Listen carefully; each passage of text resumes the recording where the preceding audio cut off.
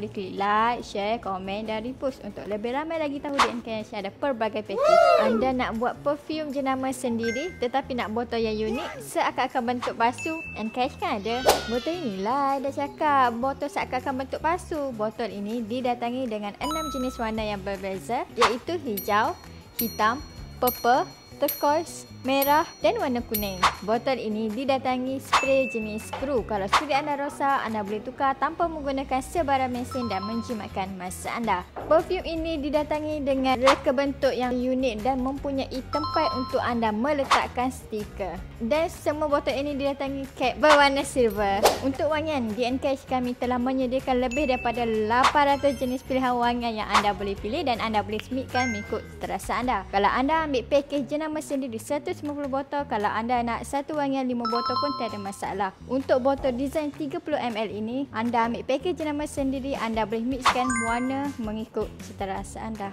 Untuk harga package jenama sendiri, anda akan dapat dengan harga RM14 sebotol. Dengan MOQ 150 botol, anda akan dapat free stiker free design. Anda jangan risau sebab Encash mempunyai 3 orang designer untuk design stiker anda. Untuk material stiker, kami mempunyai pelbagai jenis material seperti white matte, transparent, UV-DTF dan macam-macam lagi. Jadi kalau anda berminat nak tahu apa lagi package yang ada di Encash, anda boleh saja datang ke Encash Perfume Maker sekarang. Yang jauh, anda jangan risau, anda boleh klik link di bio untuk dapatkan harga istimewa daripada tim sale kami. Jika video ni lalu di FYP anda boleh klik like, share, komen dan repost untuk lebih ramai lagi tahu di Encash ada pelbagai package.